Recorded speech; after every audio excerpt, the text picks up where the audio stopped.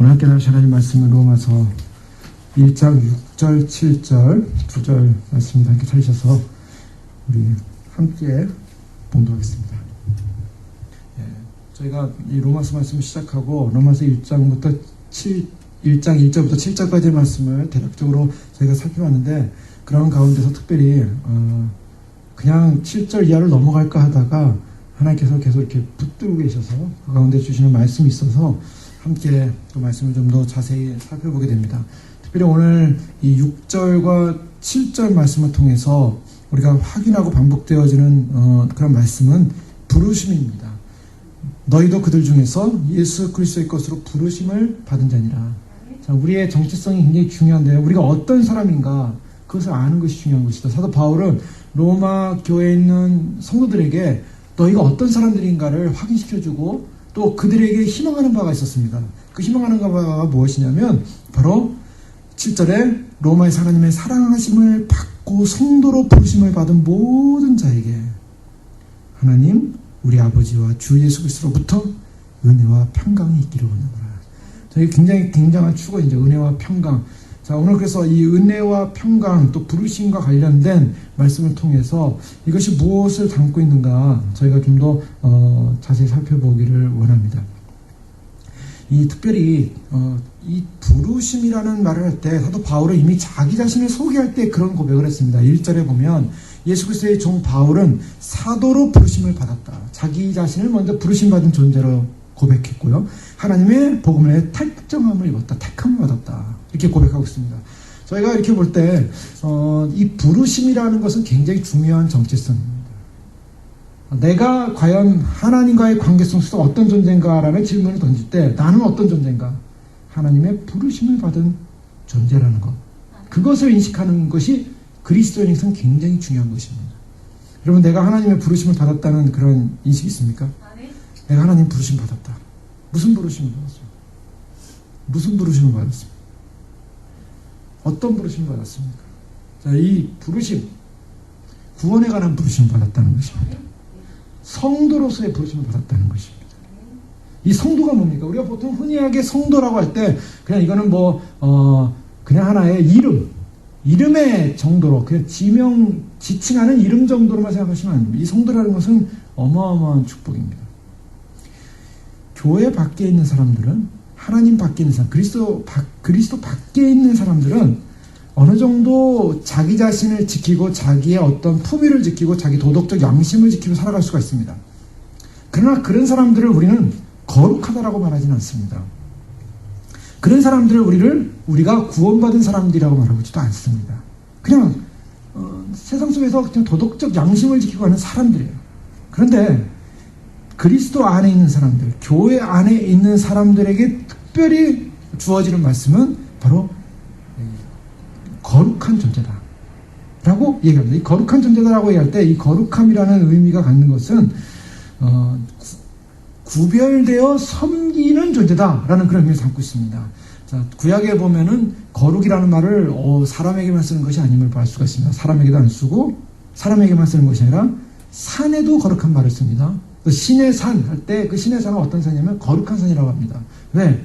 거기서 하나님의 말씀을 받는데 그것은 특별하게 하나님의 말씀이 증거되기 위해서 구별된 그런 산이라는 거예요. 그래서 거룩한 산.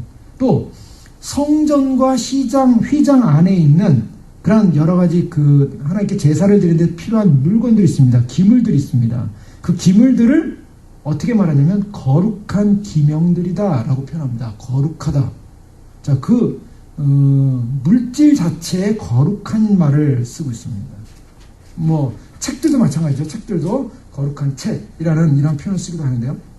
하나님께 구별되어 하나님을 섬기기 위하여 드려진 것, 거룩의 본질입니다. 그런 하나님께 구별되어 하나님을 섬기기 위하여 드려진 것은 무엇을 목적으로 하냐? 하나님의 영광을 목적으로 한다는 것입니다. 하나님의 영광에 관심이 있다는 것입니다. 또한 하나님을 섬기기 위해서 자신을 드린다. 자신을 오퍼링한다는 개념입니다. 자기를 드리는 거예요. 하나님 앞에 자기를 드리는 것. 자, 자기를 드릴 때 나는 여기 있고 하나님 요것만 받으십시오라고 하는 게 아니라 바로 그 오퍼링 되어지는 그 자리에 내가 있는 것입니다. 내가 하나님께 드려지는 것입니다. 내가 산 제사라는 거예요. 내가 제물이라는 것입니다. 예수님께서 십자가를 지실 때 예수님은 산 제물이 되셨습니다. 예수님 자신을 드리셨어요. 예수님의 어떤 한 파트를 드린 게 아니라 예수님 전 존재를 십자가에 드리셨습니다. 마찬가지로 거룩한 구별이라고 할 때는 우리 자신이 하나님께 드려지는 존재다. 하나님을 섬기기 위하여 나를 드린다라는 것이 바로 성도라는 개념입니다. 이 성도라는 개념의 속에는 분명한 것이 내가 하나님의 영광을 위한 존재요, 하나님을 섬기기 위하여 나 자신이 구별된 존재다. 바로 그런 성도들에게, 그런 부르심을 받은 존재들에게 하나님의 우리 아버지와 주 예수 그리스도로부터 은혜와 평강이 있기를 바랍니다. 여기서 은혜와 평강이라는 이 표현은 굉장히 많이 쓰이는 표현 중에 하나입니다. 특히 사도 바울이 이 은혜라는 이 용어를 쓸 때는 특별히 복음서보다는 이 바울 서신에서 굉장히 많이 쓰는데요. 바울 서신에 100번 이상 나오는 단어가 은혜라는 말입니다. 로마서도 보면 은혜라는 말이 굉장히 많이 나와요. 우리가 은혜라는 용어에 굉장히 익숙한데요. 예수님께서 요한복음 1장 14절에 보면 은혜와 진리가 충만하더라. 이렇게 예수님을 표현할 때 은혜로 표현합니다. 사실 은혜의 오리진, 은혜의 기원은 어디냐면 바로 하나님이에요. 하나님으로부터 은혜가 시작되고 하나님 그분이 은혜세요. 그런데 그 하나님으로부터 시작되는 은혜의 오리진이 바로 여러분에게도 있기 원합니다. 여러분에게 그 은혜가 있기 원합니다. 라는 그런 축원적인 의미인데요. 이 은혜라는 것이 뭔가? 여러분 은혜가 뭡니까? 이 은혜와 더불어서 부르심과 그 다음에 택정, 선택이라는 것이 연관이 되어 있습니다. 보통 이제 이 은혜라고 할 때 이 은혜를 오늘날은 많이 이 은혜라는 개념을 이 값이 떨어지는 은혜로 만들어놨어요. 그래서 값이 떨어진 은혜, 그것을 어떻게 표현하면 값싼 은혜라고 합니다. 이 값싼 은혜라는 표현을 가장 적나라하게 했던 사람이 독일의 신학자였던 본헤퍼라는 목사님이었어요. 이 본헤퍼 목사님은 신정통주의 신학을 가지신 분이지만 신정통주의는 바르트 불트만 신학이라고 하지 않았습니까? 즉 자유주의를 대항해서 정통으로 돌아가자 하는 그래서 신정통주의인데 성경을 담는 것이 인간의 글로 보고 거기서 성경에서 감동되어지는 것이 하나님 말씀이다. 이제 이렇게 해석하는 신학의 판데 그럼에도 불구하고 이 본헤퍼 목사님은 유명하죠. 왜 유명합니까? 나치에 대항해서 히틀러에 대항해서 반 히틀러 운동을 하고 히틀러를 암살하려고 하는 그 암살단의 일원으로 들어갔다가 그게 발각이 돼가지고 독일의 비밀 경찰에서 처형당한 사람입니다. 자, 처형당하기 전에 그는 독일 교회를 향해서 무슨 말을 했냐면 독일 교회에 흘러가고 있는 값싼 은혜에 대해서 신랄하게 그는 지적하고 비판합니다. 비록 그가 신정통주의 목사님이었고 독일계 어떤 그 신학을 한 그러한 목사님이었음에도 불구하고 우리가 오늘날 바라봐야 되는 여러 가지 상황 속에서 오늘날 일반화되고 있는 소위 말해서 값싼 은혜에 대한 그런 인식이 필요한 거죠. 자, 그는 어떤 말을 하고 있냐면요. 값싼 은혜는 싸구려 상점 같은 곳에서 살 수 있는 은혜를 말한다. 값싼 은혜는 회개를 요구하지 않고 죄사함을 전하는 설교도 교회에 훈련이 없는 세례이며 믿음의 고백이 없는 성찬식이고 개인적인 죄의 고백이 없는 죄의 사면이다. 값싼 은혜를 쉽게 얘기한다는 거예요. 깊은 개인적인 죄에 대한 회개와 회심이 없이 예수 그리스도를 그냥 인정하고 받아주기만 하면 구원에 이른다는, 구원을 보장한다는 거예요. 그래서 마치 중세 시대의 면죄부, 소위 말해서 죄를 사함받기 위해서 동전 한 입, 두 입을 헌금함에다 떨어뜨려서 딸랑 소리가 나게 되면 그때 여러분의 가족 중에 연옥에 있던 사람이 또 지옥으로 떨어지려는 사람이 중간계층에 있던 사람이 천국으로 딱 올라가게 됩니다. 그러니까 천국으로 올리기 위해서는 면죄부에 기부를 하십시오. 마치 그와 같은 이 면죄부 사상과 같은 값싼 은혜가 그렇게 흘러가는 세대가 됐다는 것입니다. 그래서 제자가 안 된 구원을 허락하는 것, 이것을 값싼 은혜라고 하는 거예요. 제자가 안 됐어요. 자, 오늘날은 구원과 제자도를 나눕니다. 그래서 제자도에 관한 설교를 한다거나 제자가 돼야 된다라고 얘기하면 거부하는 분들이 많아요. 제가 제자도에 관한 설교했는데 어떤 분이 그런 얘기를 했어요. 어떤 분이 이 구원과 제자의 문제는 다르다. 또 어떤 사람이 그랬냐면 러크만주의. 소위 말해서 이 구원파와 같은 소위 말해서 한번 구원, 영원한 구원, 어떤 죄를 졌고 어떤 죄의 상태에 있고 어떤 상황과 상관없이 구원받는다라는 그런 사상을 갖고 있는 사람이 제자도를 구분해요. 그래서 제자도는 제자에게 해당되는 상황이지 제자들같이 훈련받는 사람의 상황이지 구원과 상관이 없다. 끊어버립니다. 자, 그것을 뭐라냐면 보네프 목사님은 이미 2차 세계대전 당시에 값싼 은혜라고 지적을 했어요. 그래서 소위 말해서 제자가 안 된 상태의 구원을 또한 더 나아가서 십자가가 없는 은혜다라고 표현하고 있습니다. 십자가가 없는 은혜로 말미암아 결국 십자가의 희생과 십자가의 자기 섬김과 십자가를 통한 하나님 앞에서 자기 드려짐이 없는 그런 쉽게 은혜 받는 은혜의 길을 허락한다는 게 그걸 초은혜라고 그랬고 은혜 신학으로 바뀝니다. 오늘날 사람들에게 그리스도인으로 오십시오라는 초청은 하지만 죄인을 부르긴 하지만 그들에게 그리스도에게 복종하고 그 명령에 순종해서 살 필요는 없다. 그리스도에게 나오기만 하면 되는 것이다. 그리스도를 그냥 인정만 하면 되는 것이다. 그리스도를 따른다는 것, 그리스도에게 순종한다는 건 필요 없다. 그렇지 않아도 그렇게 안 해도 구원받을 수 있다. 라고 얘기하는 거죠. 자, 이것이 소위 말해서는 우리가 그동안 자주 살펴봤던 이지빌립이죠. 그냥 단지 쉬운 복음주의 내지 값싼 은혜라는 것입니다. 자, 은혜가 희석되어졌습니다. 은혜가 희석되었어요. 자, 이와 같은 은혜를 지금 원하노라라고 사도 바울이 말하고 있지 않다는 것입니다. 사도 바울이 말하는 은혜, 어떤 은혜인가? 그것은 깊은 하나님의 사랑을 인식한 은혜입니다. 자, 사람들이요, 우리가 많은 사람들이 그래요. 많은 사람들이 예수님 오심 앞에 우리가 어떻게 살아야 될 것인가? 성경을 보니까 사복음서 및 또한 서신서를 보니까 그리스도인의 삶이 구원받은 자의 삶이 단순한 삶이 아니더라는 것입니다. 그냥 내가 어느 날 예수님 믿었어, 내가 이렇게 자유롭게 되고 구원받았어, 그 감정만으로는 사는 인생이 아니더라는 거예요. 인생 속에는, 인간의 속성 속에는 끊임없는 죄와의 싸움이고 변화의 싸움입니다. 내가 예수를 믿고 교회 다녔어요. 근데 변화되지 않는 모습은 아니라는 거예요. 그래서 뭐냐면 구원받은 자의 증거가 뭐냐? 구원받은 자의 증거는 반드시 변화가 되어야 한다는 것입니다. 그 변화가 되지 못한 자신과의 싸움을 계속하는 것이 사실은 신앙생활이에요. 그 신앙생활이라는 것이 열심히 뭘 해야만이 신앙생활이 아니라 변화되어야죠. 자신의 변화를 하나님 앞에서 말씀과 함께 변화되어야 되는데 그 변화를 위해서 노력하는 것이 참 우리에게 있어서는 굉장히 중요한 과제입니다. 그런데 그렇게 변화되어야 됩니다. 변화되기 위해서 어떻게 됩니까? 여러분, 죄를 지면 안 됩니다. 죄에서 회개해야 됩니다. 이런 죄를 지면 안 됩니다. 어떤 죄를 지면, 우리가 어떤 죄를 졌습니까? 자, 로마서에서 사실 죄를 지적하는 것이 굉장히 중요한 목적이라고 했습니다. 왜냐하면 그 죄를 지적하는 이유는 죄를 해방하신 하나님의 은혜의 사랑을 강력하게 선포하기 위해서요. 어떤 죄인이었는가? 로마서 1장 18절 이하의 말씀을 보면 그 죄에 대한 항목들이 쭉 나오고 있지 않습니까? 그 죄에 대한 항목이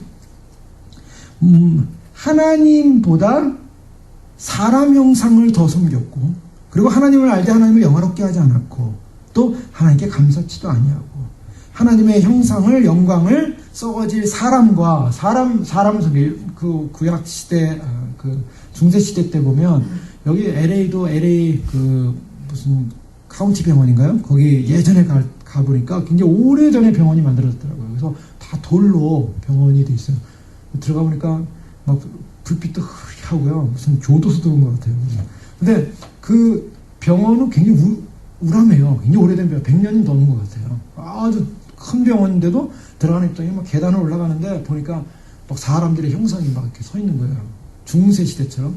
그게 뭐냐면 소위 말해서 이 성인, 세인트라는 사람들, 그 유명한 사람들, 그런 사람들을 이렇게 우상화시켜 놓지 세워놨어요. 사람들을 뭘 주냐면 세인트. 그래서 이 카톨릭이나 또는 이 개신교 가운데는 성공회 같은 데 보면 이 사람들을 세인트라는 이름을 통해서 그 사람들을 이렇게 우상화시킵니다. 자신들은 뭐라고 얘기하냐면 그 사람들이 살았던 삶의 교훈을 우리가 본받는 것이다라고 얘기하지만 본받는다는 그런 표현 속에 사람을 섬겨놔요. 높여놔요. 그래서 썩어질, 여기 뭐라고 하면 썩지 아니하는 하나님의 영광을 썩어질 사람과 새, 짐승과 기어다니는 동물의 모양의 우상으로 바꾸느니라. 인간이 하는 일은 그거예요. 인간이 하는 일은 우상 만드는 일을 좋아합니다. 미국에서 조그만 911이나 뭐 이럴 때 보면은 파이어 파이터죠. 그 소방관들, 뭐 경찰들 뭐 해가지고 나가서 이렇게 열심히 자신의 일을 하다가 희생을 당하기도 하고, 또 군인들 전쟁에서 죽기도 하잖아요. 근데 다 뭐라니까? 영웅이라 그래요. 미국은 다 영웅이라 그래요. 자신의 일을 했는데 영웅이라 그래요. 영웅 취급해야 돼서 영웅, 우리의 영웅이다. 자, 사람을 자꾸 높이는 일들, 이것이 사실은 하나님 보시기에는 물론 그 사람의 희생은 고귀한 겁니다. 고귀한 희생이에요. 그러나 고귀한 희생을 너무나 영시하고 높여놓는다는 거죠. 자, 그들을 마음의 정욕대로 더 내어버려 주셨는데 진리의 것을 거짓 것으로 만들고 피조물을 조물주보다 더 경배하고, 지금 월십의 대상이 피조물이라는 거예요. 하나님을 섬겨야 되는데 하나님을 안 섬겨요. 그리고 여러 도덕적, 부도덕한 행위들, 또한 마음에 하나님 두시는 거. 인간의 마음은 뭐냐면 다 이와 같은 죄인이에요. 고린도서 6장 9절 이하에 보면 불의한 자가 하나님의 나라를 유업으로 받지 못할 줄을 알지 못하느냐? 어떤 사람이냐? 음란한 사람, 우상 숭배하는 사람, 간음하는 사람, 탐색하는 사람, 남색하는 사람, 도적이나 탐남하는 자나 술 취하는 자나 후욕하는 자나 토색하는 자들은 하나님 나라를 유업으로 받지 못하리라. 이 내용 가만히 보세요. 이 내용 보면 뭐와 일치합니까? 십계명과 일치해요. 구약의 모세에게 하나님께서 시내산에 주었던 그 십계명의 계명이 사도 바울은 고린도전서 6장에 바로 우리가 어떤 삶을 살아야 될 것인가, 거룩한 자의 삶을 살아야 되는데 거룩한 자의 삶을 사는 위해서는 뭐 해야 되냐면 바로 이와 같은 것을 금해야 된다. 하나님 나라 못 들어간다라고 얘기해요. 무서운 말씀이 자세히 보셔야 됩니다. 하나님 나라에 못 들어가는 항목들이에요.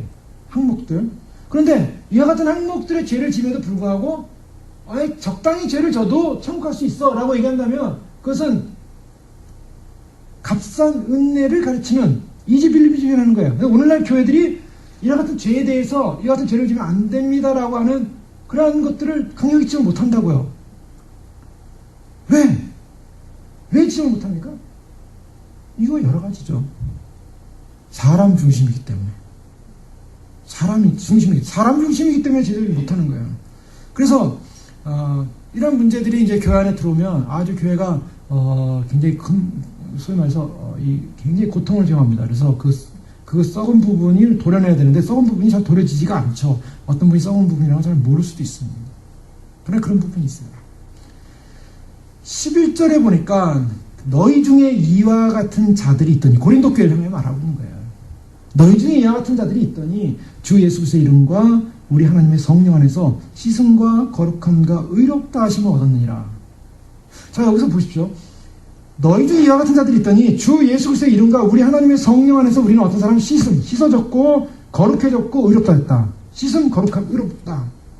그래서 뭐냐면 거룩함에 이른 존재가 됐고 의롭다함에 이른 존재가 됐는데, 너희 중에 이와 같은 거룩하지 못한, 씻지 못한, 그리고 의롭지 못한 이런 모든 삶의 모습을 어떻게 되냐고요? 버려야 된다. 버려야 한다는 걸 강조하고 있는 거죠. 자, 제가 이 말씀을 드리냐면, 자, 지금 로마서 1장 18절 이하의 말씀에 대한 인간의 그런 죄에 대한 부분을 로마서가 지적할 뿐만 아니라 또한 고린도 교회라든가 다른 서신서에 보면 우리가 바뀌어야 될 항목들에 대해서 이야기하고 있습니다. 우리의 죄성에 대한 부분 이야기하고 있습니다. 자, 그런데요, 이와 같은 부분을 우리가 날마다 없애고 날마다 정결케 하게 하고 날마다 우리가 그것을 살지 않으려고 막 노력하려고 하는 그런 삶을 살려고 해요. 그러다 보니까 무슨 문제가 생기냐면 잘 안 되는 거예요. 안 되는 거. 안 되는데 그렇게 살아야 되는 걸 알고 있어요. 안 되는데 알고 있어요. 근데 안 돼요, 잘. 그러니까 무슨 문제가 생기냐면 이제 어떻게 하냐면, 그거는 우리 인간은 죄성을 가지고 있는 존재이기 때문에 인간으로는 거의 불가능한 거를 너무 하라고 한다. 그러니까 하나님의 은혜로 우리가 구원을 받는 것이지 그냥 죄에 대해서 어느 정도 죄에 드는 거는 그냥 인정해 줘야 되는 거 아니냐라고 스스로들 그것을 슬쩍 덮기 시작한다는 거예요. 그러면서 이거 안 되는 걸 이렇게 하라고 하지 말고 그냥 된 사건, 우리를 구원하신 사건, 그거 하나에만 초점을 두자는 거죠. 그래서 그 안 되는 걸 자꾸 하라고 하는 자체를 뭐냐, 우리가 구원받은 존재인데 그것을 통해서 뭐지 구원을 받냐 안 받냐의 문제인 것처럼 끌고 가지 말고 그것을 행함으로 말미암아 뭔가 우리가 정말 구원받은 존재의 가치로 가는 것처럼 정의하지 말고 하면서 그렇게 그것을 강조하는 것은 소위 말해서 알미니안적 또는 행위구원적 그런 관점을 갖기 때문에 자꾸 그 부분을 다루고 죄를 다루는 거고, 자꾸 정결해야 된다고, 거룩해야 된다고, 자꾸 그런 쪽의 삶에 대해서 자꾸 인식하게끔 만드는데 그건 잘못된 것이다라고 반발하는 거예요. 이해가 되시는지 모르겠지만, 그렇게 해서 그것을 우리 편에서 뭔가 내가 이 어떤 죄를 안 짓기 위해서 노력하는 그런 노력의 삶을 살려고 했는데 잘 안 되니까 사람들 점점 어디로 편향하냐면 편한 쪽으로 생각하기 시작하더라는 거예요. 그래서 구원받은 사람인데 자꾸 물론 구원받은 사람이 이것을 안 해야긴 안 해야 되는데, 근데 사실 살다 보니까 안 할 수는 없고 이 죄인 가운데 사니까 이것을 그냥 어느 정도 이렇게 살고 가는 거지. 그걸 자꾸 그쪽 부분을 자꾸 지적을 해가지고 왜 그걸 사냐 안 사냐 못 사냐 계속 살아야 된다 거룩해야 된다 정결해야 된다 이거 너무 율법적인 문제 아니냐 하고 그쪽 관심 말고 있죠. 쉬운 쪽 관심. 그래서 오늘날 교회들이 이쪽에 자꾸 집중하는 것은 뭔가 율법적이고 행위적이고 알미니안적이고 하나님께서 주신 그 구원의 그런 축복을 누리지 못하고, 구원의 축복이 약속이 이렇게 있는데 그걸 누리고 살아야 되지 않겠냐. 그래서 죄 문제 속 덮자는 거예요. 제가 자꾸 얘기하면은 그거 자꾸 이거는 구별해야 될 부분인데 이것은 우리가 끌고 가야 될 부분 아닌데 하고서 덮자는 거죠. 그러다 보니까 어떻게 합니까? 죄 지적을 못하게 되더라는 거예요. 제가 왜 이 말씀 드리냐면, 자, 이런 모든 것이 얼마나 힘듭니까? 지금 설교 듣기도 힘드시잖아요. 이 힘들다고요. 이거를 해가려고 하는데 안 되고 또 실수하고 넘어지고. 왜 그렇습니까? 여기서 이제 제가 말씀을 묵상하면서 우리가 하나님 앞에서 진정한 성화를 이루고 거룩함을 이룬다. 그걸 어떻게 가능할 것이냐. 나의 의지적 노력과 행위적 노력을 가지고 막 살려고 하는데 살다가 어느 정도 살았습니까? 어느 정도 살았어요. 나 의지적 노력과 행위적 노력을 가지고 내가 거룩해지고 정결해지고 막 노력을 엄청나게 했어요. 근데 어느 날 많이 넘어졌다고 생각해요. 어느 날 넘어졌어요. 그동안 산 거 다 무너진 거예요. 그냥 그동안 했던 게 뭐예요? 나의 의의를 가지고 하려고 했던 건데 무너져 버렸어요. 아이고 다시 시작해야 되네. 얼마나 절망감이 큽니까? 다시 또 시작하죠. 시작합니다. 또 시작하는데 또 무너졌다 생각해 보세요. 이게 참 힘든 문제예요. 그런데요, 물론 그런 노력을 지금 하지 말자가 아니라 해야 됩니다. 그런데 지금 이것을 어떤 관점에서 보냐면, 우리 편에서 하나님 말씀이 이거니까 우리가 이런 삶을 살아야 되니까, 내가 이런 존재가 됐으니까 내가 그런 삶을 위해서, 그런 존재를 위해서, 그것을 유지하기 위해서 내가 그 길로 계속 가야 한다라고 자꾸 생각하니까 뭐가 오냐면 자꾸 부담이 오는 거예요. 부담. 그리고 뭔가 율법적 어떤 정죄감이 오고요. 자양을 못 느끼는 거죠. 그러면서 그것을 못 산 거에 대한 어떤 죄책과 함께 오는 어떤 자기 절망감도 때려올 수가 있고요. 그래서 내가 정말 주님 모시기 합당한 휴거자의 모습으로 닮아가야 할 텐데 아직도 그렇게 살지 못한 자신을 보면서 또 물론 우리가 이런 죄 가운데 지금 있다고 말하는 게 아닙니다.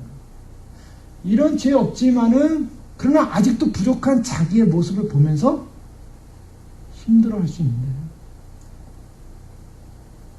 이 모든 것을 사실은 힘들게 가는 것이 아니라 정말 기쁘게 갈 수 있고 감격하면서 갈 수 있고 진정한 거룩함이 일 수 있는 방법이 있다는 거예요. 그것이 무엇인가?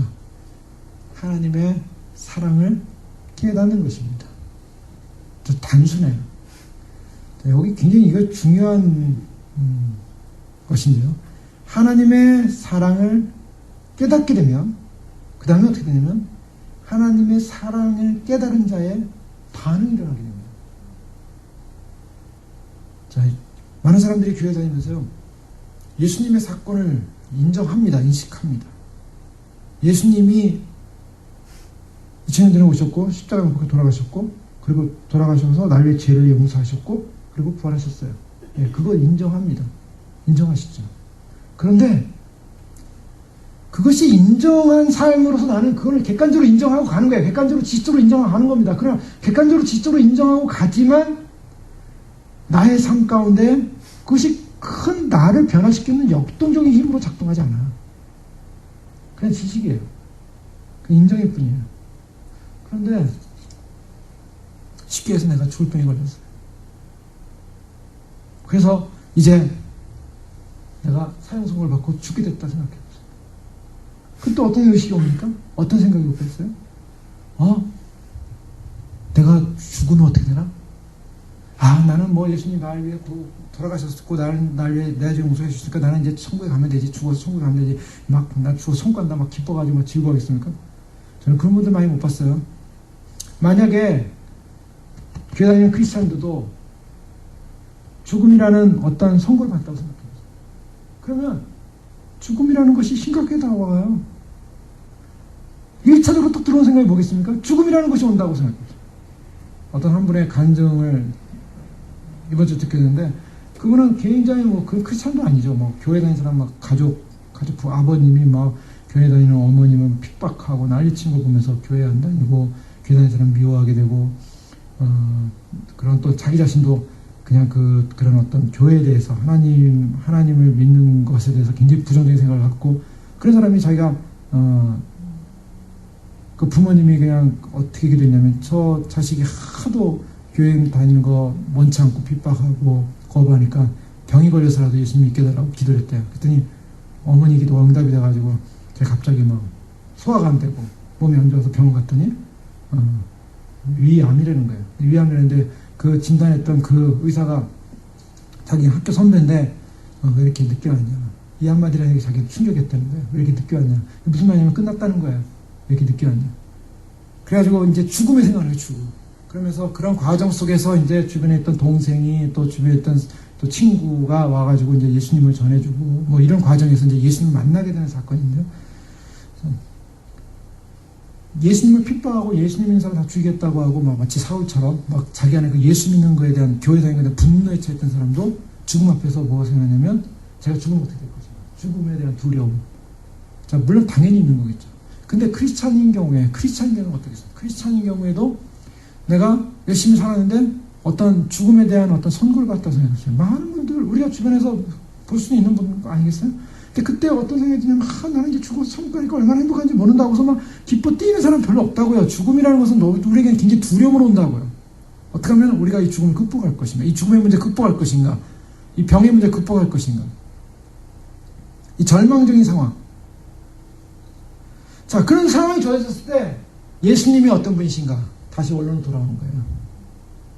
예수님은 어떤 분이신가?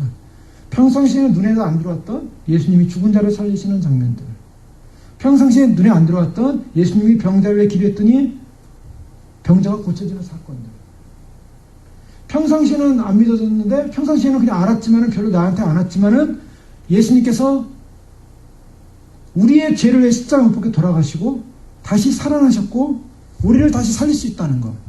그래서 나를 믿는 자는 죽어 살겠고 살아서 나를 믿는 자는 영원히 죽지 아니하리라. 이 말이 어떻게 들리겠습니까?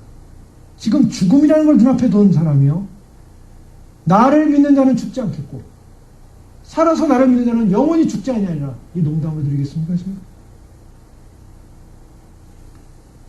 그 말이 농담, 아니 그냥 평상시에 볼 때 요한복음에 나오는 말씀이 너무 잘하고 있는 말, 좋은 말씀, 나를 살리시는 말씀 이렇게 하면서 넘어갔죠. 감동이 없어요. 그런데 지금 죽음을 앞에 둔 사람에게 그 말씀은요, 붙잡아야 될 유일한 말씀이에요. 나는 죽어도 살겠고 살아서 나를 믿는 자는 영원히 죽지 않으리라. 죽지 않는다. 여러분 왜 안 죽어요? 예수님이 죽음을 정복하셨기 때문에 안 죽는다는 사실이에요. 그때 예수님의 부활이 없었다면 어떻게 했어요? 예수님이 부활이 없다면 나는 살아 죽어요. 죽는 존재예요. 예수님의 부활이 믿어지는 거예요. 예수님의 부활 때문에 내가 살 수 있는 것이고 예수님의 부활 때문에 나도 죽지 않는 것이고 그게 믿어지는 거예요. 그걸 붙잡는 거예요. 그때 주님이 부활하셨으니 내가 먼저 죽는다면 나는 죽는 것이 아니고 내가 주님이 부활할 때 나도 부활하는 것이고 이 믿음으로 무장이 된다고요. 그 믿음으로 무장이 감격이 올 때, 그 사실이 올 때 어떻습니까? 예수님이 하셨던 이 사건은요, 그냥 성경책에 쓰여있는 그냥 이야기가 아니에요. 이것은 나에게 생명을 주는 진리라고요. 생명을 주는, 나를 살게 하는 그런 능력이라고요. 능력. 자, 이것이 쉽게 얘기해서 우리가 하나님의 사랑을 경험한다고요. 예수님께서 나를 위해 십자가에 못 박혀 돌아왔던 이 사랑, 그냥 밋밋한 사랑처럼 느껴져요. 하나님의 사랑? 크게 안 느껴져요. 예? 하나님이 그냥 나를 위해서 좋으신 분이니까 예수님 보내셔가지고 십자가에 돌아가시게 해주셨구나. 나는 그런 사랑만 받을 만한 가치 있는 존재지. 이 정도 차원에서 머물 수 있어요. 그런데 그 사랑이 바로 마치 사망 선고를 당한 자가 느끼는 예수 그리스도의 죽음과 부활의 사랑을 느꼈을 때. 왜? 내가 지금 죽게 됐거든요. 내가 죽은 자가 됐거든요, 이제. 내가 이제 죽음이라는 것을 맞이하게 됐거든요. 그런데 내 죽음의 문제 해결할 뿐, 내 죽음의 문제를 해결할 뿐이 바로 하나님이 나의 죽음 문제 해결하기 위해서 그의 독생자들을 죽이셨대요. 그리고 그분이 살리셔서 나도 살리신대요. 그러니 그 은혜, 그 사랑, 그 감격, 그래서 그 은혜 감격할 그 사랑 부여잡아야 되지 않겠습니까? 아멘. 자, 그것을 부여잡는 순간 어때요? 여기서 이제 인생이 바뀌는 거예요. 그 예수님 안 믿던 사람도 예수님을 만나게 되고 정말 자기를 살릴 분이 그분이라는 사실을 알고 그것을 만나게 되니까 그 다음부터 어떠냐면 정말 예수님이 날 위해 돌아가셨고 그분이 부활하셨다면 그 다음에 그 사람이 고백한 게 뭐냐면 내 인생을 하나님께 드리겠습니다. 이거예요. 예수님을 핍박하던 사람이 인생을 드리겠대요. 삶이 바뀌는 거예요. 왜요? 완전한 가치성. 지금 하나님의 사랑, 여기 보세요. 로마에서 하나님의 사랑하심을 받고 하나님의 사랑하심을 받았대요. 아니, 그렇죠. 하나님의 사랑 다 받았죠. 안 받은 사람 있습니까? 만인 보편설에는 모든 사람 하나님 사랑하신다고, 모든 사람을 사랑하사. 그 모든 사람을 사랑하시는 하나님께 나도 사랑이지. 그 정도 사랑이 아니라는 거예요. 특별한 사랑, 구별된 사랑. 바로 십자가에서 바로 나를 위해서 십자가에 못 박혀 돌아가시고 부활하신 하나님의 어마어마한 생명의 사랑을 받았다는 거예요. 그 사랑을 받았다는 건 사실 이 안에 인식되어질 때 어떤 삶을 살게 돼요? 내가 그 사랑을 받은 자로서의 삶을 살게 되는 거예요.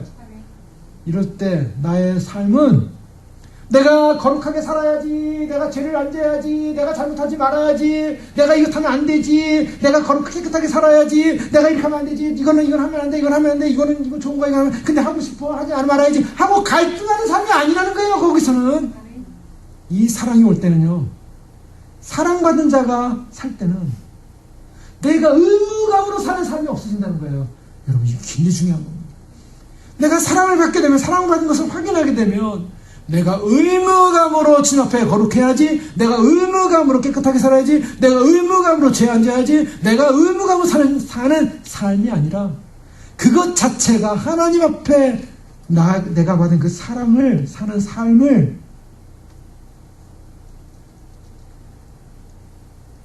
그런 의무성이 아닌 하나님 앞에 진정한 사랑을 경험한 자의 삶이 당연히 그와 같은 것을 안 짓고 안 행하고 그래서부터 떠나고 그 하나님의 사랑 앞에 감격하고 그래서 그 하나님 앞에 사랑 앞에 감격한 인생이 하나님 앞에 내 자신을 들을 수 있다는 것입니다.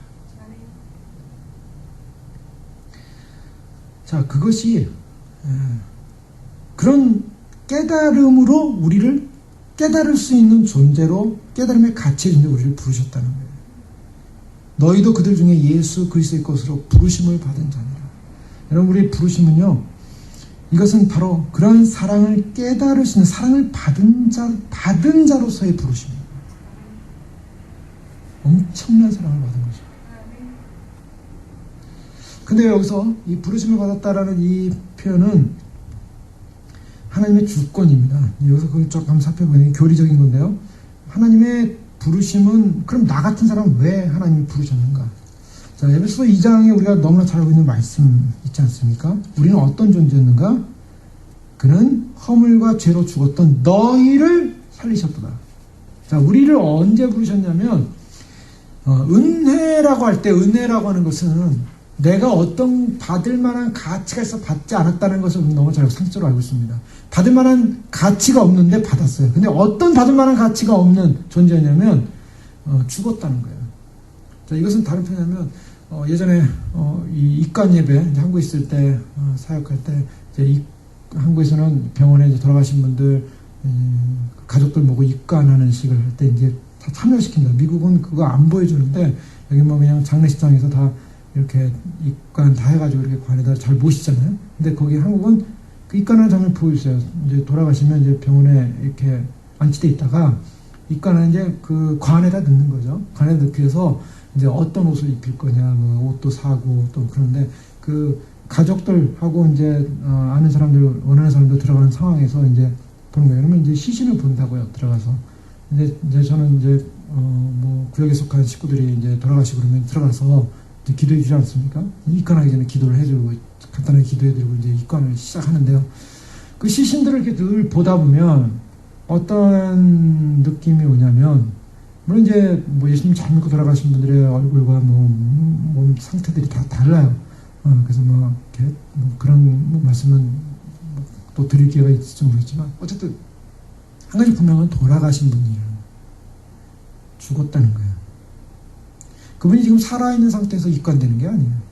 이제 돌아가실 때 숨 안 쉬세요. 눈은 감고 계세요. 피부는 사실은 딱 정지돼 있어요. 피부의 활동이 다 정지돼 있어요. 여러분, 우리가 살아있으니까 이 피부가 움직이고 세포가 움직이기 때문에 이게 살아있는 피부로 느끼잖아요. 젊은 친구들 보면 이 피부가 탱탱하고 뭐 살아있잖아요. 세월이 가고 이제 점점 죽어가고 세월 가는 사람들 피부가 점점 약해지는데요. 이게 다르다고요. 왜요? 이게 살아있는 피부와 그렇지 못한 약한 피부가 다르다고. 그런 것처럼 아예 죽어있는 분들은 피부가 아예 딱 굳어져 있는 거예요. 피가 안 통해요. 숨도 안 쉬어져요. 산소 공급도 없어요. 그냥 거기는요, 어떠한 반응이 없고요. 그냥 차가울 뿐이고 뻣뻣할 뿐이에요. 돌아가신 지 하루 지났는데도 온몸은 그냥 경직돼 있고, 눈은 딱 감은 채, 그리고 온 머리마저도, 머리카락마저도 그냥 힘이 없이 쫙 늘어져 있어요.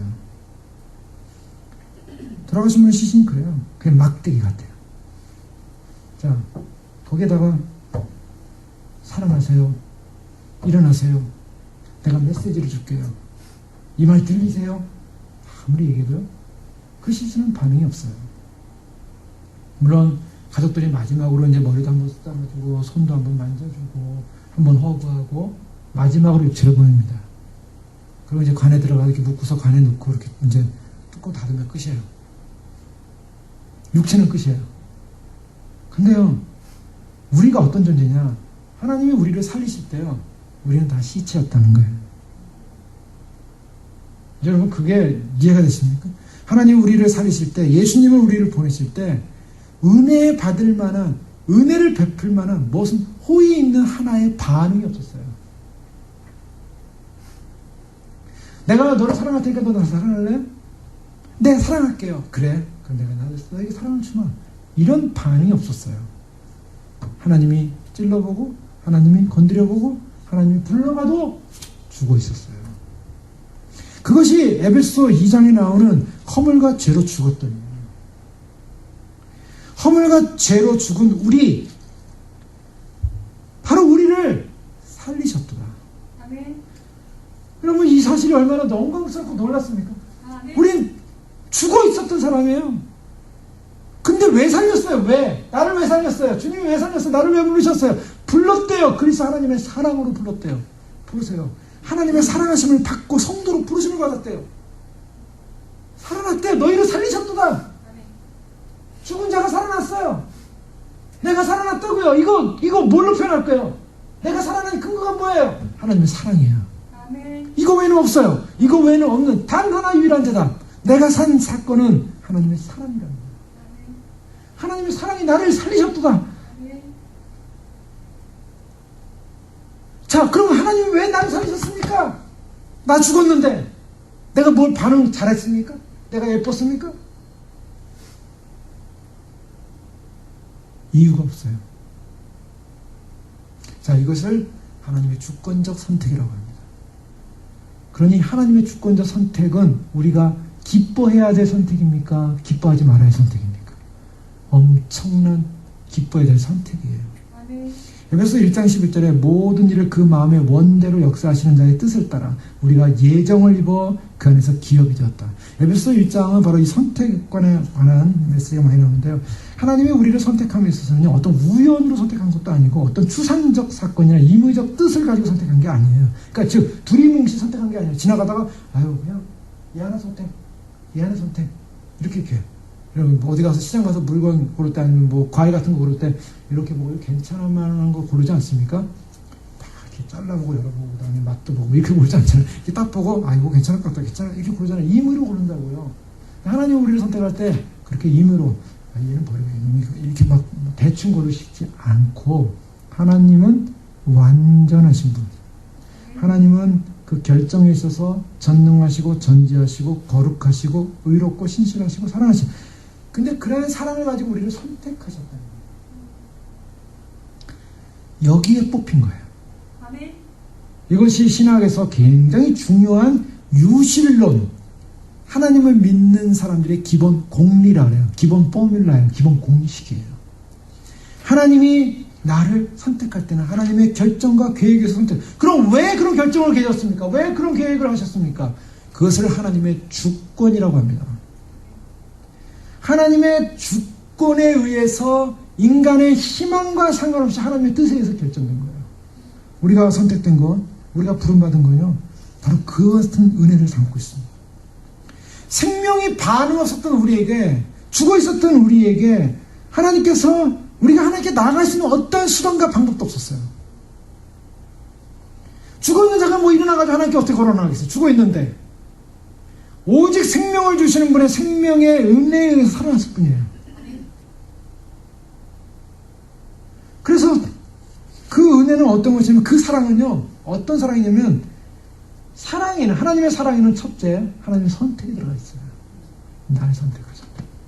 그 다음에 하나님의 사랑에는 바로 아무런 나의 호의, 내가 하나님께 해준 것도 없음에도 불구하고 죽어있는 나를, 하나님께서 나를 어떤 방식으로 선택하고 어떤 방식으로 우리를 이끄셨냐면 은혜라는 방식으로 이끄셨어요. 그게 은혜예요. 선택하신 것 자체도 은혜고요, 우리를 부르신 것 자체도 은혜고요, 우리를 구원하신 것 자체도 은혜입니다. 하나님이 이 은혜의 모든 것이라는 거예요. 그래서 하나님으로부터, 우리 아버지와 주 예수 그리스도부터 은혜와 평강이 있기를 원한다. 은혜는 우리로부터 있는 것이 아닙니다. 절대 우리로부터 은혜가 있지가 않아요. 하나님 그분에게서부터만 은혜가 있고, 그분이 우리에게 은혜를 베푸셔서 우리를 선택하신 그 선택으로 말미암아 우리가 부름을 받게 됐고, 우리가 구원을 받게 됐다는 것입니다. 그래서 우리가 가만히 생각해 보면요, 우리가 예수 그리스도를 알게 된 이 사건을 볼 때 이것은 어마어마한 하나님의 사랑이요 은혜라는 것입니다. 그 사랑과 은혜를 받았기 때문에 내가 그 사랑과 은혜에 대한 감격과 그 사랑과 은혜에 대한 인식이 있을 때 나는 어떤 삶을 살 수 있냐고요? 그 사랑에 합당한 자의 삶을 살 수 있다는 거예요. 그 사랑에 합당한 자. 근데 그 사랑과 은혜에 대한 인식이 없으니까 무엇을 합니까? 합당하지 않은 삶을 살게 된다는 거예요. 그럼 왜 합당하지 않은 삶을 사는가? 간단합니다. 하나님의 구원적 은혜와 사랑을 모르기 때문이에요. 모르기 때문에. 근데 이 하나님의 이 선택과 하나님의 사랑에는 무엇이 담겨지냐, 무엇이 내포되어 있냐면, 여기서 이제 신학적인 이제 논쟁이 나옵니다. 하나님이 우리를 주권적 선택을 하셨어요. 그러면 다른 한편으로는 선택되지 않은 사람들도 있을까요? 있지 않을까요? 있다라는 것입니다. 선택되지 않은 사람. 선택되지 않은 사람들을 우리는 신학적으로 유기라고 합니다. 유기. 기부업이에요. 포기했다는 거예요. 하나님이 그를 선택하기로, 뭐 하나 기부업한다는 말은 좀 그런데요, 어쨌든 하나님이 그를 버려주셨다. 버렸다라는 겁니다. 자, 이것을 반대하는 이론이 있어요. 이것을 반대하는 이론이 바로 보편구원론과 알미니안주의예요. 하나님에 의해서 구원이 작정되는 게 아니라 내가 열심히 노력해서 내가 구원받을 수 있는 존재가 될 거야. 나는 구원받을 수 있어. 하나님이 날 버리다니. 말도 안 돼. 그건 하나님 버리는 거 없고, 내가 노력하면 하나님 구원받을 수 있어. 바로 이 알미니안이 거기서 나와요. 그런데 우리가 선택, 하나님의 주권적인 선택이 있다면은 하나님의 주권적인 유기가 있다는 거예요. 버려짐이 있다. 그 사람들이 그래요. 그러면요, 하나님, 제가 선택받았습니까? 선택받지 않았습니까? 나는 선택받은 것 같기도 하고 선택 안 받은 것 같기도 하고 막 헷갈립니다. 내가 죄를 짓고 사는 거 보니까 나는 선택받지 않은 것 같아요. 아니면 저 사람이 저렇게 죄를 많이 짓는데 선택받았다면 저를 죄를 짓다가도 하나님이 이렇게 혼내셔가지고 하나님께로 돌아오지 않을까요? 그런 질문도 많이 하시죠? 맨날 듣는 질문 아닙니까? 네? 그러니까 우리가 구원이라는 것이 내 힘으로 됩니까? 하나님의 힘으로 됩니까? 보통 우리가 알고 있는 은혜, 쉬운 은혜 쪽에서 많이 들었던 거는 나의 상태와 전혀 상관없이, 내가 죄인 거와 상관없이 하나님은 무조건 나를 구원할 것이다. 그것만 뚜렷하게 믿고 있잖아요. 근데 그걸 뚜렷하게 믿고 있었는데 주님 오신다는 소식과 함께 우리가 구원받는 백성은 어떤 백성이어야 되냐? 그런 죄를 안 짓고 거룩해야 되고 정결해야 되고 바르게 살아야 되고 믿음으로 살아야 된다. 그런 사람이 구원받는다. 그런 사람이 휴거된다. 그러니까 이쪽에 보니까 그거는 우리가 인식하는 그런 인식이 아니라 이거는 뭔가 행위구원 아니냐? 행위구원이 아니라 그랬어요. 정말 은혜를 경험한 사람, 정말 믿음을 경험한 사람, 정말 하나님의 사랑을 경험한 사람은 그런 삶을 살지 않는 삶을 산다는 거예요. 우리가 어떤 존재로 변화되는 거예요. 예전엔 그런 사람이었지만. 그런데 그런 은혜에 대한 감격과 하나님의 사랑에 대한 인식이 없으니까 뭡니까? 그것이 떨어지니까 내가 그렇게 살아야지, 내가 그렇게 노력해야지, 그렇게 행동해야지 라는 자꾸 의무감 쪽으로 가더라는 거예요. 의무감 쪽으로 하니까 심령 속에는 메말라, 심령 속에 하나님의 사랑에 대한 감격이 없는데 그래도 구원받은 자로서의 자격은 갖춰야겠고 그건 알고 있고, 그래서 사랑의 감격 속에서 흘러나오는 삶이 아니라 그런 구원받은 자의 자격을 갖추기 위해서 자기 노력을 한다는 게 자기 노력. 그렇게 하다 보니까 옆에 사람들이 보니까 여기는 행위구원을 하네, 정말 은혜 없이 행위구원을 해, 그냥 그거 다 행위구원 하지 말고 그냥 하나님의 사랑으로 다 우리 구원받은 사람이 편하게 살아, 편하게. 그게 더 은혜로워. 그쪽 가보니까 저쪽이 더 은혜로운 것 같아요. 저쪽이 더 자유한 사람들 같아요. 자기 마음대로 사는데도 그냥 하나님의 무조건적인 구원에 대한 그 확신만 가지고 있으니까 그 확신 속에 있는 사람들이 문제가 없죠. 고민이 없죠. 자기가 부족함에도 불구하고 부족함에 대한 인식을 안 하니까, 자기가 죄를 짓고 있는 애들고 죄라는 인식을 안 하니까, 그 죄를 자기가 스물스물 지고 이렇게 저렇게 살아도 하나님이 나 구원할 거라는 그 자유함 속에 행복한 거예요. 근데 여기서 이걸 보니까 아니더라면 그건 아닌데, 그러면 우리가 이렇게 살아야 되는데 또 이쪽에서는 어떻게 되냐면 너무 그것 때문에 또 스트레스를 받고 너무 그것 때문에 마음의 부담을 갖고 이런, 그러니까 옆에서 또 보니까 저쪽은 또 왜 저렇게 힘들게 신앙생활을 하죠, 행위구원인가 이런 식으로 또 비판을 하는 이런 양면성이 벌어지잖아요.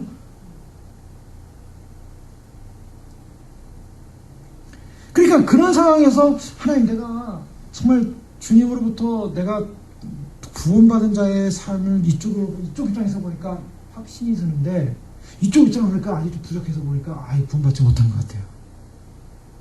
주님, 내가 구원받습니까 안 받습니까? 고민해야겠습니까 안 해야겠습니까? 고민하지 마십시오. 그게 답입니다. 내가 구원받았는가? 내가 선택됐는가? 선택받았지 않은가? 나는 이렇게 살아서 선택 안 받는 거 아닌가? 그거 고민하지 말라고요. 사람들이 그걸 따져요. 저 사람이 선택받았을까 안 받았을까?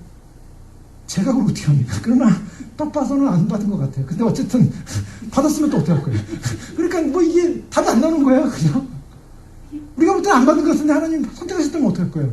그러면 나중에라도 어떻게 하실 거 아닙니까? 그럼 그 사람 끝을 봐야 돼요. 끝을 봐야 돼요. 어떻게든지. 그러니까 그 질문 하지 말자고요. 왜 질문하지 마냐? 주님께서 오늘 이 선택에 관한 얘기를 하시고 유기에 관한 얘기를 하실 때 성경에서 뭘 말하냐면 선택 대신에 그리스도를 말씀하고 계세요. 그리스도가 어떤 분이셨는가?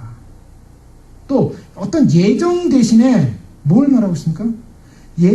그리스도를 말하실 뿐만 아니라 예정 대신에 누구를 선택했냐, 누구를 예정했냐 이런 문제가 아니라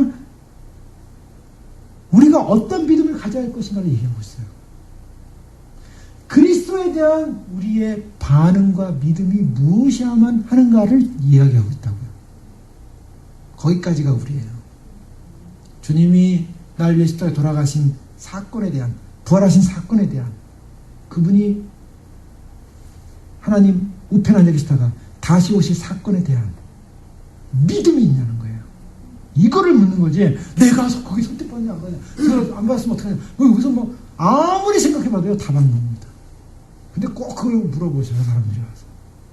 그거는 로마서 1장 33절 이하에 보면 깊도다 하나님의 지혜와 지식에 부여하며 그의 판단은 측량치 못할 것이며 그의 길은 찾지 못할 것이로다. 누가 주의 마음을 알았느냐, 누가 그의 모사가 되었느냐, 누가 주께 먼저 드려서 갚으심을 받았느냐. 이는 만물이 주에게서 나오고 주로 말미암고 주께로 돌아갑니다. 영광이 그에게 세세 있으리로다.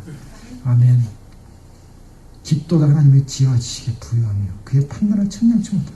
성경에서 뭘 말하고 있냐면 하나님은 우리를 선택하셨고 우리를 부르셨어요.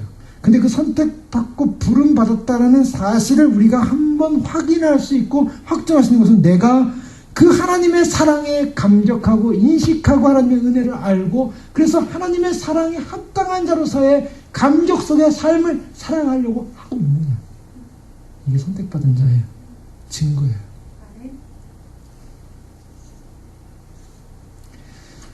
하나님의 사랑에 엄청난, 그러면 그런 선택받은 자는 어떤 삶을 사는가? 거룩하고 흠이 없는 자의 초청을 받고 있다는 거예요. 그래서 거룩에 대한 갈망, 흠없음에 대한 갈망, 그리고 내가 주님 앞에 주님을 만나게 되고 주님의 사랑을 경험하게 됐어요. 그리고 주님의 죽으심 후에 그 십자가 사건을 경험하게 됐어요. 날 위해 내 죄 때문에 돌아가신 그분에 대한 사랑을 경험하게 됐어요. 그 다음부터 어떤 사건이 일어나집니까? 내가 더 이상 죄와 상관없는 주님을 내 죄 때문에 주님이 돌아가시면은 그런 사건을 나로부터 생겼으니까, 나를 살리게 한 하나님의 선택이었으니까 내가 그런 삶을 살면 안 되겠고, 그리스도의 형상을 본받기 위해서 선한 일에 힘쓰는 자로 살아냈거나, 디도 3장 8절에 의하면 성경 다 그런 얘기예요. 이 말이 미쁘도다 원컨대 내가 이 여러 것에 대하여 굳세게 말하라. 이는 하나님을 믿는 자들로 하여금 조심하여 선한 일을 힘쓰게 하려 함이라. 이것은 아름다우며 사람들에게 유익하니라. 선한 일에 힘쓰게 하려 함이라. 우리가 하나님을 믿는 자들로 하여금 우리가 살아야 될 삶이 무엇인가? 그것은 어떤 의무적 삶이 아니라 주님 앞에 바르고 거룩하고 정결한 삶, 하나님 우리를 택하신 삶, 에베소 1장 4절에 하나님 우리를 택하신 분명한 목적을 이야기합니다. 곧 창세전에 그리스도 안에서 우리를 택하사 우리로 사랑 안에서 그 앞에 거룩하고 흠이 없게 하시고, 하나님의 사랑은, 우리를 구원하신 사랑은, 그 엄청난 십자가의 사건은 나를 사랑하신 사건이었는데, 나를 사랑하신 사건의 목적, 결론은 뭐냐? 나를 하여금 거룩한 사람, 흠없는 사람으로 주 앞에 서게 하려 하십니다. 그렇기 때문에 우리가 하나님의 사랑을 알게 되고 인식하게 되면, 그때 어떤 사건이 일어나면 내가 이 땅에서 어떻게 죄를 짓고 살 것이냐, 죄를 짓고 사건이 날 것이냐, 뭐 이런 일종의 그런 단순한 갈등이 아니라 어떻게 하면 하나님의 사랑 앞에 헌신된 삶을 살 것이냐, 하나님의 사랑 앞에 거룩한 삶을 살 뿐만 아니라 하나님 앞에 어떻게 그 사랑을 감당하고 감격하고 그 사랑에 보답하는 삶을 살 것이냐, 예 단계로 나아가게 된다는 것이죠. 하나님의 전적인 주권적 구원의 문제는 인간의 무능성 앞에 인정하고 하나님의 온전한 주권적 선택 앞에 감격하는 것, 이것이 구원받는 자의 삶입니다. 자, 그러면 그 사람이 구원받은 사람인가 아닌가, 이것을 우리 자신을 확인할 때, 하나님 나는 아무것도 아니었는데 주님의 엄청난 은혜와 사랑으로 나는 구원받았습니다. 그 은혜의 감격으로 살아오고 있습니다. 주님, 나는 죽은 자였는데 이 죽은 자가 살아났습니다. 나는 이제 죽지 않을 것입니다. 이 감격이 내 안에, 예수 그리스도의 부활의 감격이, 예수님의 다시 오심의 감격이 내 안에, 내가 아무것도 아니었는데, 예수님께서 우리가 잘 알고 있는 마태복음 19장 10절 이하, 마가복음 10장 17절 이하, 누가복음 18장 18절 이하는 공통되게 이 복음서에서 부자 관원에 관한 이야기가 공통되게 나옵니다. 이 중요하기 때문에 나와요. 이것은 요한복음에 나오는 니고데모 사건과 동일한 사건인데요. 니고데모로 하여금 완전히 무능하게 만들었죠. 뭐냐, 어떻게 하면 영생 얻는 방법에 대해서 어머니 뱃속에 다시 거듭나야 된다 해서 거듭나야 된다. 자, 거듭난다는 것은 완전히 그 사람의 무능성을 말하고 있어. 너는 아무것도 아니다. 너는 다시 태어나야 된다. 너의 지식, 학력, 너의 의, 너의 그런 명성, 너의 그런 가진 재산, 너의 그런 어떤 사람, 뭐 하여간 그 모든 거 다 무너뜨리는 거야. 너는 다시 태어나야 된다. 자, 우리 그러죠. 내 인생 다 무너뜨리고요. 내 인생 다시 무너뜨리고, 야, 내 인생 다 지워버리고 다시 태어났으면 좋겠어. 그런 사람들이 있을 수 있다고. 내 인생, 내 과거, 내 인생 삶 다 지워버리고 싶어. 그러면 다시 태어나고 싶어. 왜요? 내 존재를 없애버리고 싶은 거예요. 여기서, 이 땅에서 내 존재를 없애버리고 다시 태어나고 싶어. 자, 예수님께서 너 존재를 싹 없애버리고 다시 태어나야 된다. 니고데모가 있어. 니고데모가 엄청난 충격을 받은 거예요. 자기를 존재를 인정 안 한 거예요. 너라는 존재, 니고데모라는 존재, 너는 가치 없는 존재. 너는 죽은 존재야. 너는 없는 존재야. 너는 아무것도 아니야. 이 얘기를 들은 거예요. 부자 가난에게 왔을 때 예수님께서 그 부자 가난과의 대화를 하지 않았습니까? 그러고 나서 그 부자 가난으로 하여금 뭘 얘기했냐면, 너는 나를 주로 믿고 따라야 된다 그랬어요. 너의 주인이 누구냐? 너의 주가 누구냐? 이 문제예요. 이 문제를 얘기했을 때 예수님께서 왜 이 문제를 얘기했냐면, 전적인 예수 그리스도를 전적으로 신뢰할 수 있는가, 예수 그리스도를 전적으로 주로 인정할 수 있는가에 대한 로드식 문제를 묻는 거예요. 여러분, 제자라는 것은 뭐냐면, 은혜라는 것은 무엇을 말하냐면, 내가 완전 무능한 상태로서 나는 아무것도 아닌 상태로서 하나님이 나를 선택했고 불렀다라는 이 사실, 나를 살렸다는 사실을 인식하는 것이 은혜예요. 그런데 이 부자 청년은 예수님이 너는 무능해져야 된다. 너는 아무것도 없어야 된다. 너는 너가 붙잡는 건 아무것도 없어야 된다. 너는 오직 예수 그리스도로 말미암아 너는 구원받은 존재가 된다는 이 사실 앞에 인정하겠느냐라고 질문한 거예요. 나를 주로 인정하겠느냐. 그랬더니 이 청년이 그걸 인정하지 못했어요.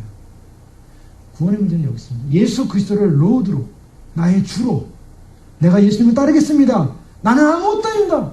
나는 하나님의 은혜로만 존재하는 뿐입니다. 그 은혜로 존재하는 사실을 인식하고 나는 아무것도 아니라는 이 여기서부터 출발하는 사건이 일어나지 않고서는 구원은 없다는 거예요.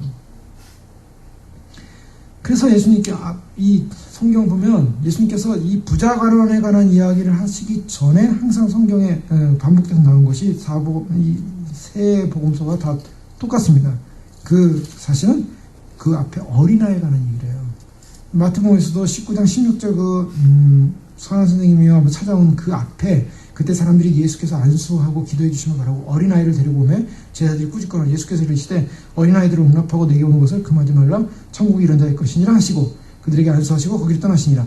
이 부자 관원 청년 나오기 전 사건이 동일하게 세 사건이면 어린아이를 다 데리고 온 사건이에요. 예수님께서 어린아이를 축복해 주는 사건이에요. 이 어린아이 사건이 왜 나오고 있는가? 이 어린아이 사건, 어린아이라고 할 때 이 어린아이를 겸손이라는 단어로 자기를 낮추는 줄 알았는데 겸손이라는 단어로 해석하면 안 된다는 거예요. 어린아이의 특징이 뭡니까? 어린아이의 특징을 말할 때 어린아이, 예수님께서 왜 천국은 어린아이 같은 자들이 들어간다라고 했을까요? 순수하다, 뭐 그렇게 보셨어요? 깨끗하다, 죄 없다. 어린아이 죄 없습니까? 아니에요. 어린아이들도 사실은 죄가 있어요. 순수하다, 뭐 어른보다는 좀 순수하겠죠. 좀 단순하겠죠. 그런데 그런 개념이 아니라 어린아이의 특징은 무능력 속에 있습니다. 무능력. 어린아이들 왜 집에 혼자 놔두면 안 돼요? 13살 이하 아이들. 뭔가 집안에서 무슨 일이 나서 처리할 능력이 없거든요, 이 아이가. 그러니까 집에 애들 못 두게 된다고요. 무능력성. 무능력이고 능력이 없어요, 일단 어린아이들은. 두 번째, 어린아이들의 특징은 의존성이에요.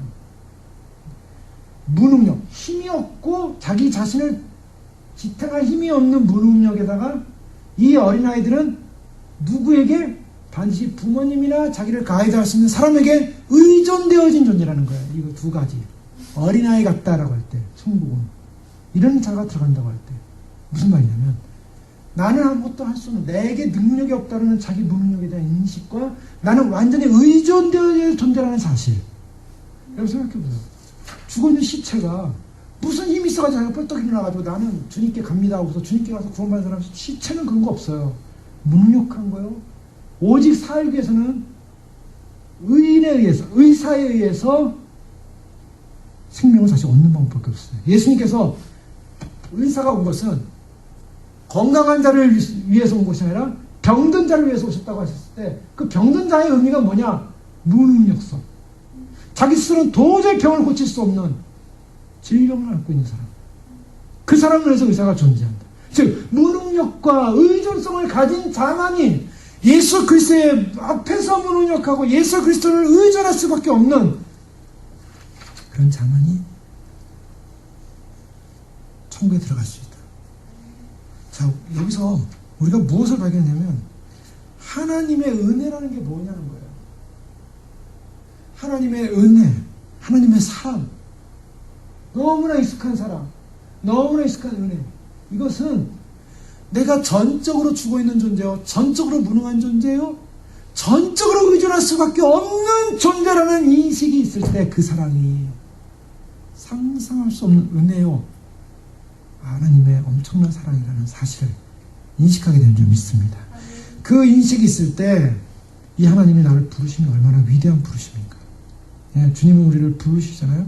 그래서 마태복음 22장에 이 천국 혼인잔치를 위한 부르시는 주님, 그리고 내가 의인을 부르러 온 것이 아니라 죄인을 불러 회개시키러 왔다. 주님 우리를 부르십니다. 우리를 부르셔서 사도행전 2장 36절 이하에 보면 어떻게 하면 우리가 구원받을 수 있습니까? 베드로의 설교도 막 괴로워할 때 하나님이 주와 그리스도가 되게 하신 이분을 너희가 믿고 회개하여 예수 그리스도의 이름으로 세례를 받고 죄 사함을 얻으라. 그리하면 성령을 선물로 받으리니 이 약속은 너희와 너희 자녀와 모든 먼데 사람 곧 주 우리 하나님이 얼마든지 부르시는 자들에게 하신 것이라. 하나님이 부르시는 자들에게 하신 것이라. 고린도서 1장 20절 형제들아 너희를 부르심을 보라. 육체를 따라 지혜는 자가 많지 아니하고 능한 자가 많지 아니하며 문벌 좋은 자가 많지 않고. 우리는 어떤 사람들인가? 바로 하나님의 엄청난 사랑과 은혜로서 우리가 부름받은 존재로, 하나님이 우리를 부르신 존재로 우리가 서 있다라는 것. 바로 예수 그리스도를 믿었을 때, 예수 그리스도를 믿었다는 사실은 바로 그러한 부르심을 받은 존재로서, 택함 받은 존재로서 우리가 서 있기 때문에 고린도후서에 보면 그것을 잘 설명하고 있습니다. 고린도후서 5장에 보면 14절에 그리스도의 사랑이 우리를 강권하시는도다. 우리가 생각건대 한 사람이 모든 사람을 대신하여 죽었은즉 모든 사람이 죽은 것이라. 그가 모든 사람을 대신하여 죽으시면 살아있는 자들로 하여금 다시는 그들 자신을 위하여 살지 않고 오직 그들을 대신하여 죽었다가 다시 살아나신 이를 위하여 살게 하려 합니다. 아멘. 하나님의 사랑을 깨달은 사람은 어떤 존재냐? 부르심을 받은 존재는 어떤 부르심이냐? 나를 위한 삶이 아니라 나를 위하여, 나를 살아나게 하신 이를, 다시 살아나신 이를 위하여 살게 하려 하십니다. 아멘. 여기에 사명이 있습니다. 아멘. 여러분, 우리가 예수 그리스도가 우리에게 부어준 어마어마한 사랑은요, 우리를 이제 우리 스스로를 위해 살라고 우리를 살게 한 게 아니라는 거죠. 그리스도를 위해 살라고. 그래서 그러면 우리가 이제부터는 어떤 사람도 육신을 따라 알지 아니하고 육신대로 살지 않는다는 거예요. 나는 새로운 피조물이라. 그래서 그러한 사랑을 인식할 때 하나님과의 관계가 화목관계로 될 수밖에 없다. 21절에 20절에 보면 그러므로 우리가 그리스도를 대신하여 사신이 되어 하나님이 우리를 통하여 너희를 권면하신 것 같이 그리스도를 대신하여 간청하노니 너희는 하나님과 화목하라. 그리고 또 6절 1절 이하의 말씀은 우리가 하나님과 함께 일하는 자로서 너희를 권하노니 하나님의 은혜를 헛되이 받지 말라. 헛되이 받지 말라. 이르시되 내가 은혜 베풀 때 너를 도왔고 너 내게 듣고 구원의 날에 너를 도왔다 하셨으니 보라 지금은 은혜 받을 만한 때요 보라 지금은 구원의 날이다. 지금 고린도후서 4장 14절에 하나님의 사랑이 우리를 강권하시는 그 사랑에 관한 이야기를 하십니다. 예수 그리스도의 십자가의 사건을 말하고 있습니다. 그렇기 때문에 하나님의 은혜를 헛되이 받지 마라 라고 권면하고 있다. 우리는 얼마나 많은 시간, 많은 삶 속에 하나님의 은혜와 하나님의 사랑에 대해서 인식하지 못했고 깨닫지 못했고 그래서 그것을 가볍게 여기고 쉽게 여기고 하나님의 은혜를 인식하지 못한 채 우리가 하나님 앞에 굴복하지 못했는가. 자, 이것은 무엇을 말하냐면 하나님의 사랑과 하나님의 은혜를 깨달을 때 우리는 전적인 성도가 되고 예수 그리스도를 나의 주로 인정하는, 주님 앞에 나 자신을 항복하고 주님을 나의 로드로 인정하는, 그래서 내가 온전한 주님의 제자가 되는 그런 인생을 살 수 있다는 것입니다. 그러니까 이것은 구원과 절대적인 관계인 거죠. 하나님의 사랑을 인식하는 것, 하나님의 은혜를 인식하는 것. 바로 그때 지금 사도 바울은 그와 같은 은혜가 여러분에게 인식되어지기 원하고 그와 같은 사랑을 깨닫기 원하고 바로 그 같은 은혜와 사랑을 깨달을 때 평강이 있기를 원한다. 네, 여러분 우리가 하나님의 은혜를 인식할 때, 은혜를 체험할 때 우리 안에 평강이 찾아오게 되는 점이 있습니다. 우리가 은혜를 떠나버리면요 우리 안에 평강은 사라져요. 평안은 사라져요. 하나님의 그 중심 보좌로부터 내려오는 하나님의 사랑의 은혜가 우리 안에 가득 채워질 때 우리 안에 그 가득 채워진 것은 마치 바다에 물이 채워져서 바다가 되듯이 우리 안에 모든 하나님과의 관계 안에서 하나님의 은혜로 말미암는 하나님과의 관계의 회복이 일어난다고. 그 인식을 할 때 사람들이 하나님의 은혜를 받지 못하면 원한이 생기고 적대감이 생기고 불만이 생기고 의문이 생기고 퀘스천이 생기는 거예요. 불안정하고 그리고 불안하고. 그리고 하나님의 은혜를 인식할 때 우리는 진정한 삶의 진정한 정말 어떤 것과 비교할 수 없는 하나님이 어떤 미지수도 아니고 하나님이 어떤 우리 다른 분도 아니고 우리 아버지이신 하나님, 우리 아버지와 주 예수 그리스도부터 은혜와 진정한 평강이 있기 원합니다. 진정한 평강. 그래서 하나님과 화목하라. 하나님과 화목하라. 화목하게 되기를 사도 바울은 너희는 그리스도를 대신하여 감상하노니 너희는 하나님과 화목하라. 하나님과의 화평, 평강. 여러분 정말 하나님과 평안하십니까? 그리스도의 사랑과 은혜로 말미암아 내가 이제는 내가 사는 것이 아니요 나를 위하여 나의 죄 때문에 십자가에 돌아가신 하나님을 위한 나의 생이 됐습니까? 정말 예수 그리스도는 나의 주십니까? 나는 아무것도 아니고 무능하고 나는 주님을 전적으로 의존할 수밖에 없는 인생입니다. 삶입니다. 그 감격이 우리 안에 있습니까? 어떤 죽음의 문제도 어떤 삶의 문제도 우리를 무너뜨릴 수 없고 주님과 이 화평 가운데 우리가 있을 때 우리가 주님의 말씀대로 뜻대로 살고 우리가 주님께 부름받은 거룩한 자의 모습으로 흠없는 자의 모습으로 우리가 기쁨으로 살 수 있는 그런 힘이 생기는 거 아니겠습니까? 그러한 믿음으로 그러한 모습으로 주님과의 진정한 은혜와 평강이 우리 안에 넘쳐나기를 간절히 바랍니다. 같이 기도하겠습니다. 이장 기도할 때 그렇습니다. 하나님이 우리를 부르시는 하나님의 주권적 선택이요 하나님의 사랑이요 하나님의 결정이요 하나님의 완전하신 뜻입니다. 이 사랑을 받았습니다. 빼앗기지 않게 하시고 놓치지 않게 하시고 그 거룩한 하나님의 사랑 거룩한 은혜 진정 하나님과 화평한가 그 은혜 안에 주님과 주님이 주시는 그 평강 빼앗기지 않게 하시고 놓치지 않게 하시고 주여 은혜가 없는 세상 평강이 사라진 세상 하나님의 사랑과 하나님의 은혜를 인식하지 못하는 세상 나의 의가 살아있는 세상이 아니라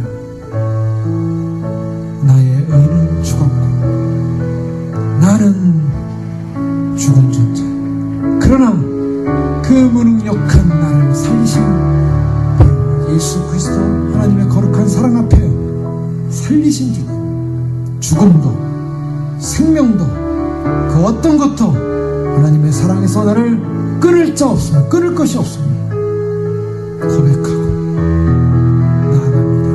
하나님 사랑 빼앗기지 않게 하소서. 하나님의 은혜 놓치지 않게 하소서. 주님 오시는 그날까지 주님 그 평강 가운데 주님 나의 전 존재의 가치가 바로 주님께 있음을 인정하고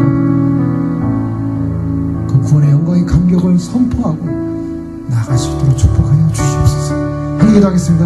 하늘의 아버지 하나님 감사합니다. 주님께서 이를 불러주시고 인도하셔서 아버지 하나님 참으로 그 하나님의 사랑의 그 엄청난 은혜와 은총을 우리가 인식하게 하시고 놓치지 않게 하시고 빼앗기지 않게 하시고 아버지 하나님 참으로 그것이 어떤 행위적 우리의 의지로 인해서 만들어져야만 하는 어떤 사건이 아니라 하나님 주님을 사랑하는 그 사랑 때문에 그 은혜 때문에 아버지 하나님 당연히 살아야 되고 당연히 드려야 되고 당연히 드려지는 인생이 있게 하여 주시옵소서.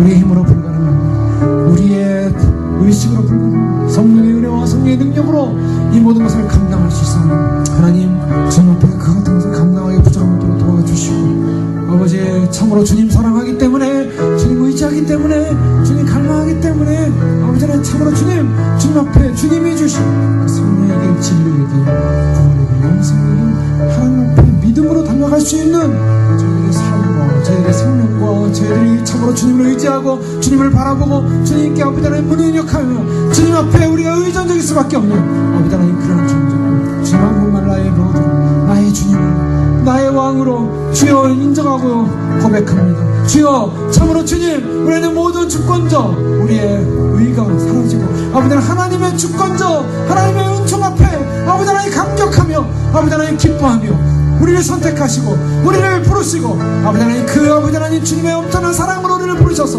아버지 하나님 그 은혜 가운데 우리를 있게 하시고 아버지 하나님 그 은혜를 얻게 하신 주님 그 영광의 감격을 놓치지 않게 하시고 그 영광의 소망을 놓지 않게 하고 영광의 기쁨을 놓치지 않게 하시고 주님과 함께 동행하며 주님과 함께 살며 주님과 함께 아버지 하나님 그 믿음의 길을 걸어갈 수 있는 믿음의 승리자들이 될 수 있도록 하나님 축복하여 주시옵소서. 아버지 하나님 참으로 주님 저희들 가운데 하나님 거룩한 사랑과 은혜를 부어주시고 아버지 하나님 마지막까지 아버지 하나님 그렇습니다. 성령의 은혜와 성령의 능력으로 아버지 하나님 참으로 진리의 영광 가운데 아버지 그날에 설 수 있는 믿음의 진리자들로 축복하여 주시고 아버지 하나님 참으로 주님의 거룩한 사랑 그 거룩한 하나님의 사랑을 받은 자로 그렇게 부름을 받은 자로 그 은혜 가운데 선 자로 아버지 빼앗길 수 없는 그 영원한 구원의 길 영생의 길 생명의 길 걸을 수 있도록 도와주시옵소서. 우리는 죄인 가운데 있었습니다. 죄 가운데 있었습니다. 죄로 말미암아 타락한 존재들이었습니다.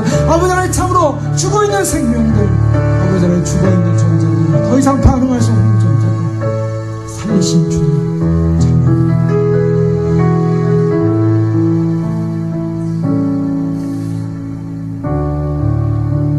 진정 거듭나지 않고는 구원에 이룰 수 없다고 말씀하셨습니다. 그 거듭남은 자신의 전 존재의 죽음이요 죄와 허물로 죽어 있는 바로 그곳에 오직 그리스도의 의만이 그리스도의 십자가와 다시 죽으시고 살아나시는 주님의 부활의 능력만이 역사하는 사건임을 믿습니다. 우리는 아무것도 아니었습니다. 주님의 측량할 수 없는 생각할 수 없는 주권적 선택과 은혜의 사랑을 받아 구원의 영광에 동참하게 된 부름받은 존재일 뿐입니다. 주님 그래서 그 하나님의 사랑 이제는 우리 자신을 위한 인생이 아니라 바로 주님 나의 주라고 나를 살리신 분이라 나는 주님의 노예일 뿐이고 나의 주인은 바로 하나님이시라 고백하고 주님의 뜻대로 살겠습니다. 주님의 뜻의 인생을 사용하여 주시옵소서. 받아주시옵소서. 주님 앞에 우리의 전 인생을 드리며 남은 인생을 드리며 남은 삶을 드리며 남은 시간을 드리며 남은 우리의 전 가치를 드리며 다시 태어난 인생 니고데모처럼 다시 태어나는 인생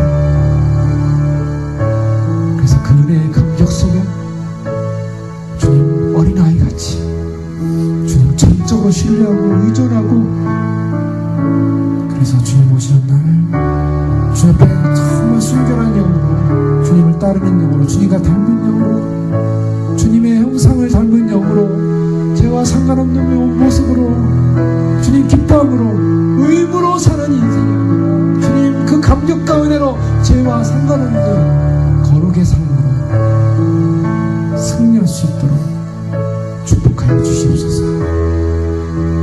변화된 우리의 인생 거듭난 우리의 인생 우리의 주인은 바로 우리의 하나님